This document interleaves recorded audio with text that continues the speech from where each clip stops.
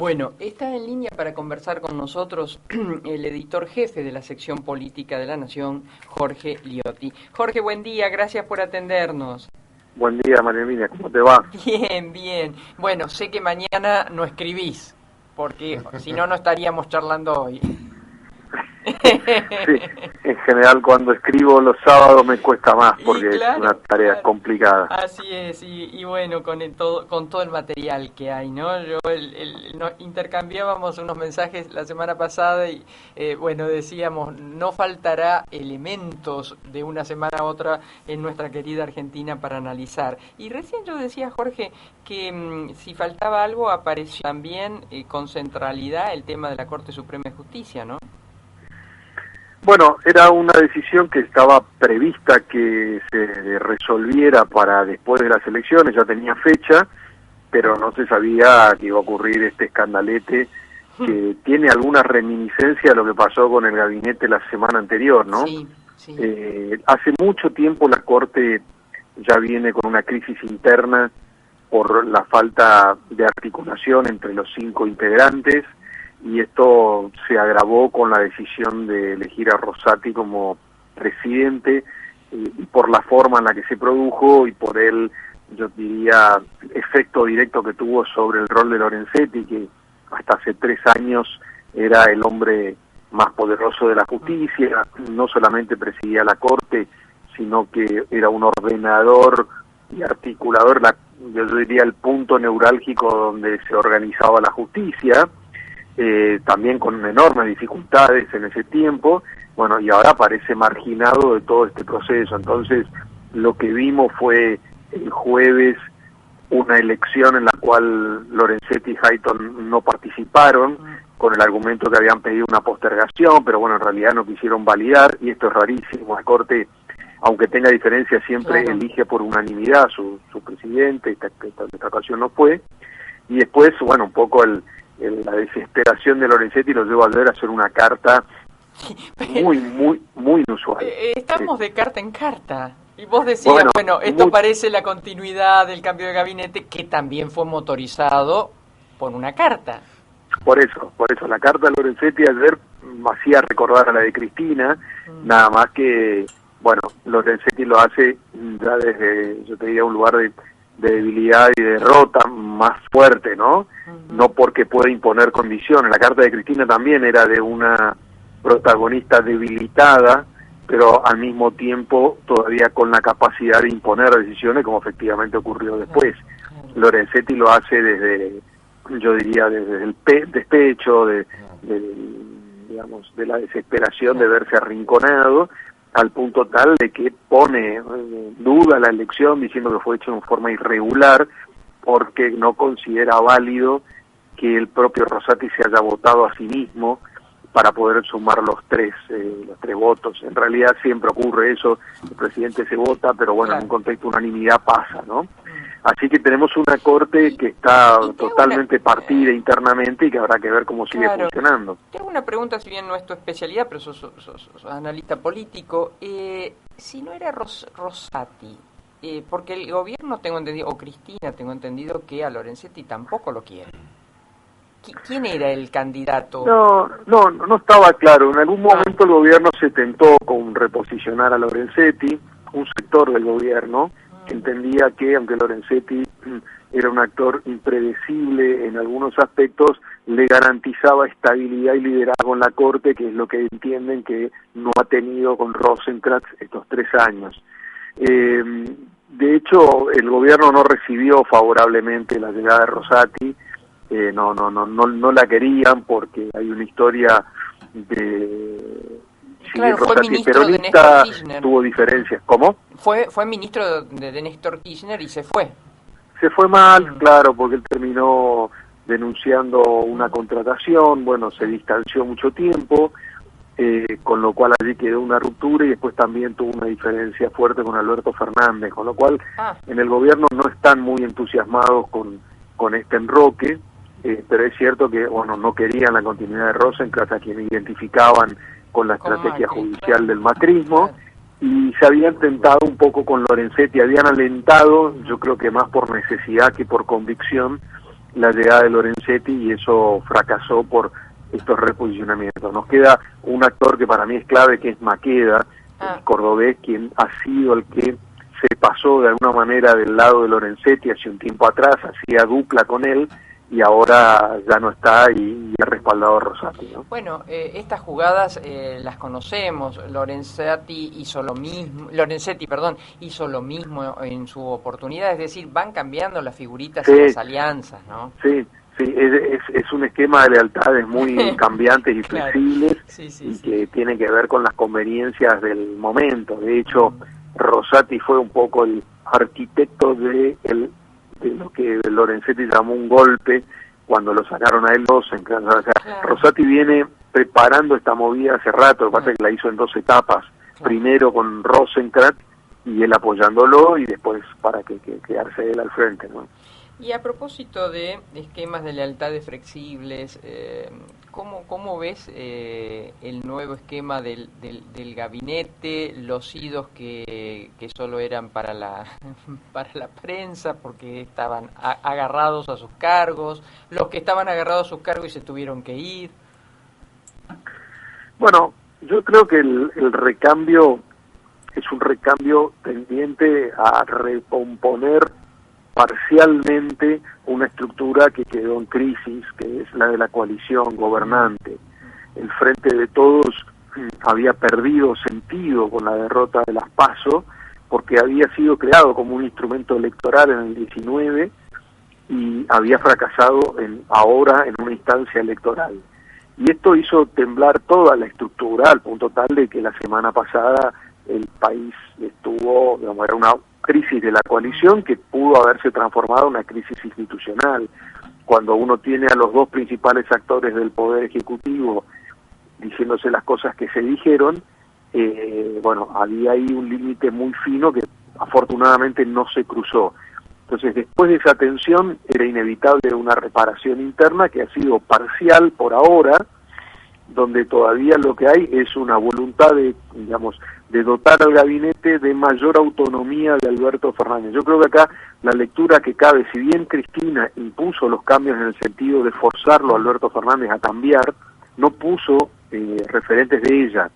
Tampoco fueron albertistas purísimos, más allá de que Mansur siempre estuvo con Alberto. Acá lo que hubo es una necesidad de poner actores del peronismo clásico con un volumen propio, que no dependan de la dinámica tan irregular del presidente en su accionar diario. Lo vimos esta semana con un protagonismo muy fuerte de Mansur, con una actividad mediática de Aníbal Fernández, y con Domínguez desarrollando en la parte de agricultura una agenda, yo diría, de recomposición de lazos, inclusive evaluando la posibilidad de atacar el tema de la exportación de carnes. Esto es toda una agenda que están llevando los ministros sin tener que, digamos, depender de la acción de Alberto Fernández, que era la que inmovilizaba muchas veces la acción del gobierno. El equipo anterior, con Cafiero a la cabeza, el propio Biondi, bueno, Vito Velo estaba más cerca, además, era un esquema dependiente de Alberto,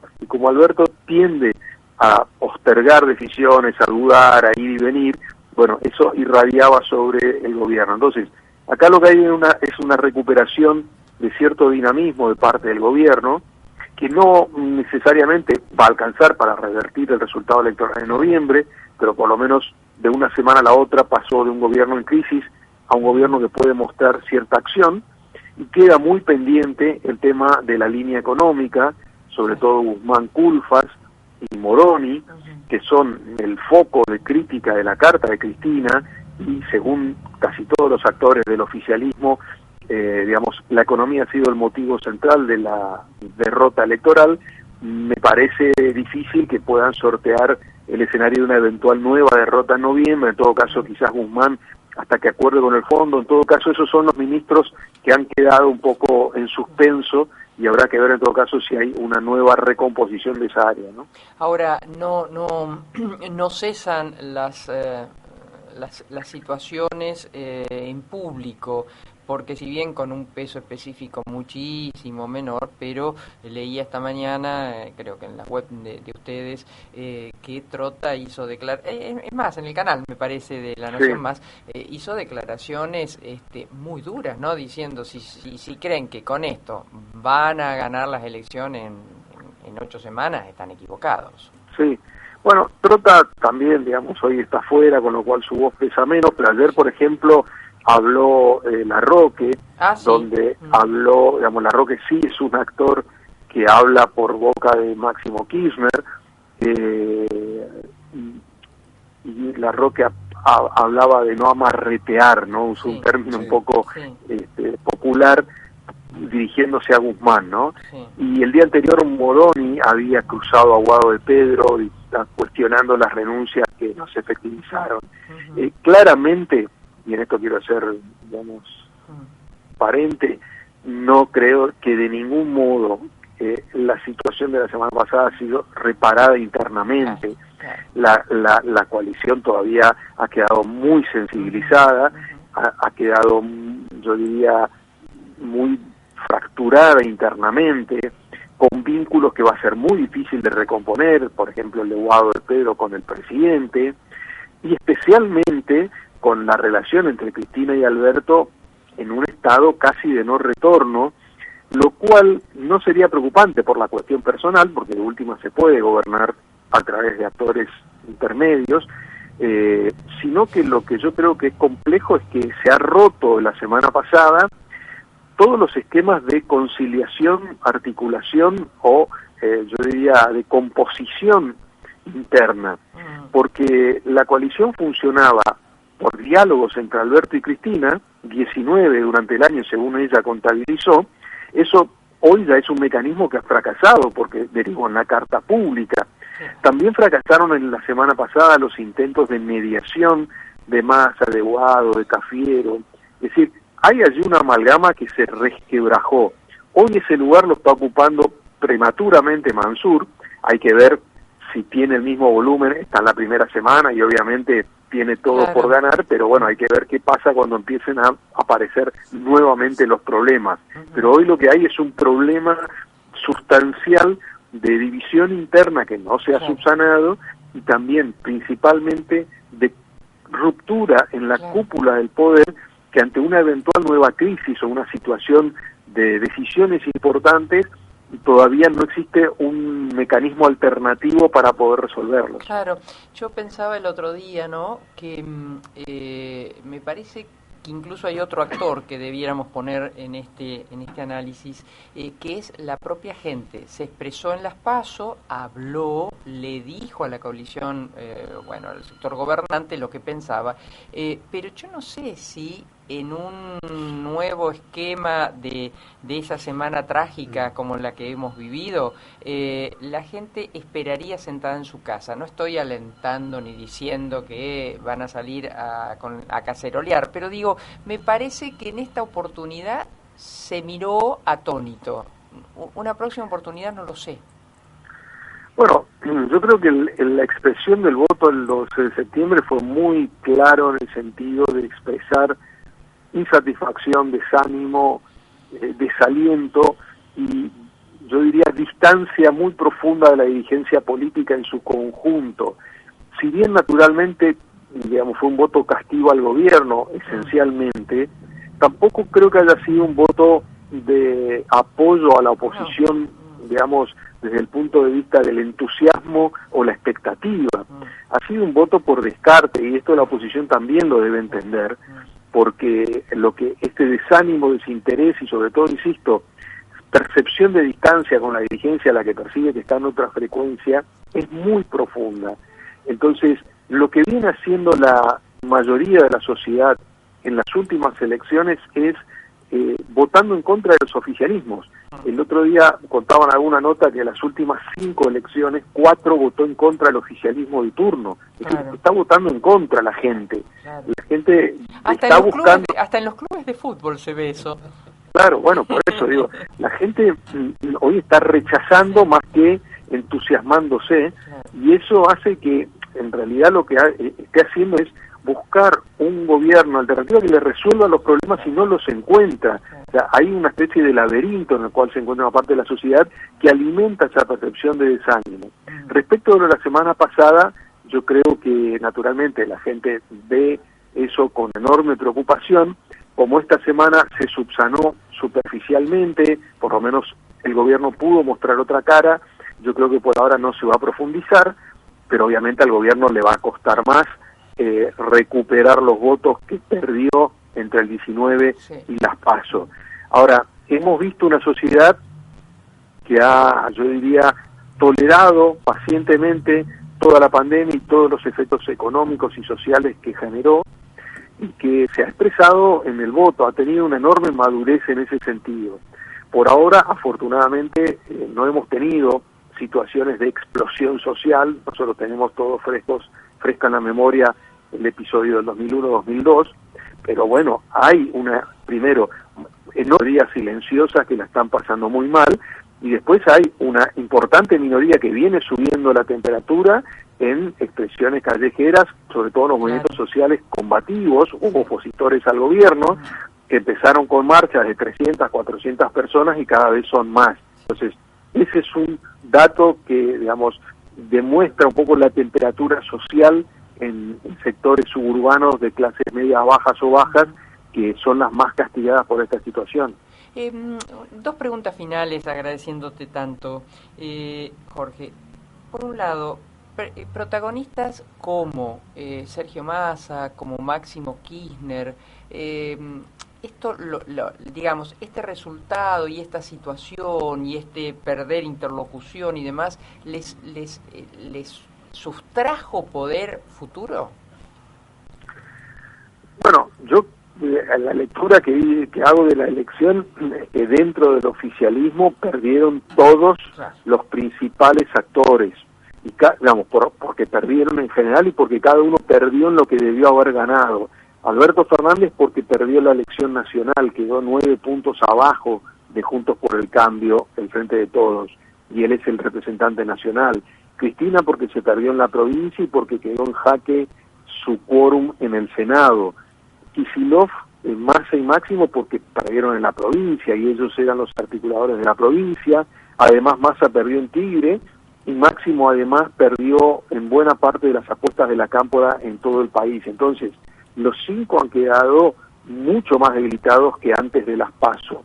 Dentro de este contexto lo que está es el proyecto 2023 o el proyecto a largo plazo, y allí también han quedado todos en una situación mucho más frágil.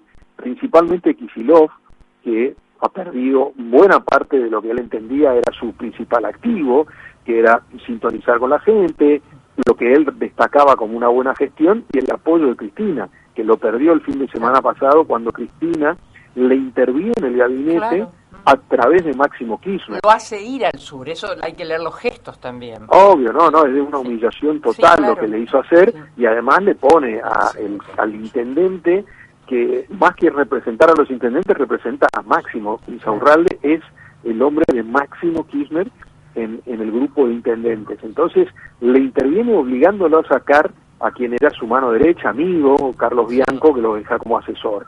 Esto generó una tensión interna en la gabinete bonaerense fenomenal, donde todavía esa situación sigue. Entonces, no hemos dudado por Máximo y por Massa. Bueno, a Massa se le recorta la expectativa del 2023, él la mantiene, pero en todo caso vale menos, y a Máximo se le recorta su proyecto a futuro. Máximo está planificando el largo plazo, y ese proyecto ha entrado en duda porque la sociedad le ha dado la espalda a un modo de entender la acción política que basaba este gobierno. Más allá de que Máximo internamente critique a Guzmán, ¿no? Digamos, tiene una interna feroz con Guzmán y lo responsabiliza digamos, de no haber sido lo suficientemente generoso en su política económica. Por eso ayer salió Larroque a hablar de amarretear, pero lo cierto es que hay un quiebre con la sociedad que también lo impacta, así que son todos actores que han salido muy lastimados de esta elección. La última la dejé para la oposición, en Juntos por el Cambio. El radicalismo se asienta, ¿no? Nuevamente después de tantos años complicado, hackeado, debilitado, creo que están teniendo una muy buena oportunidad. Sí, el radicalismo ha sido el protagonista de la mayoría de las victorias que se sumó Juntos por el Cambio en las 17 provincias en las que ganó, y eso es un dato importante, y esto alienta al radicalismo a sentarse, a discutir con el PRO los términos de la estructura de la coalición Juntos por el Cambio. A mí me parece que Juntos por el Cambio tiene un doble desafío. En primer lugar, en el corto plazo es amalgamar a los votantes que, digamos, se inclinaron por las distintas listas internas, o sea, consolidar y fidelizar ese voto y después ampliarse.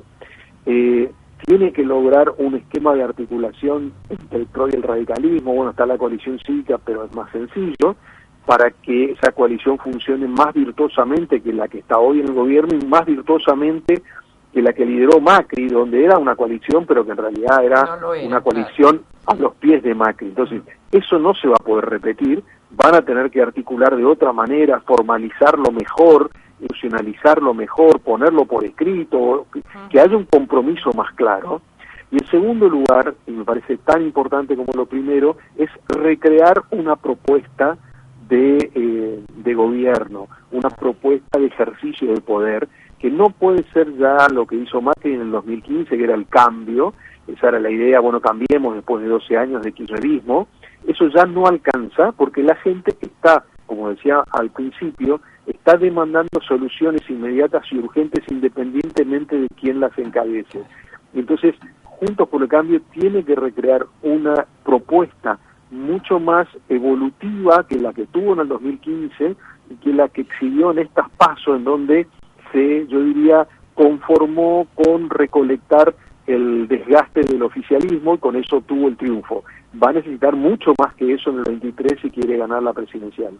Jorge, un placer, muchísimas gracias, que tengas un muy buen semana. Por favor, un gusto, María Herminia. Gracias. Un saludo grande. Hasta luego. Jorge Liotti, además de cómo escribe y que sus columnas quincenales son muy esperadas, bueno, es un interlocutor que analiza minuciosamente, quirúrgicamente, la política en Argentina.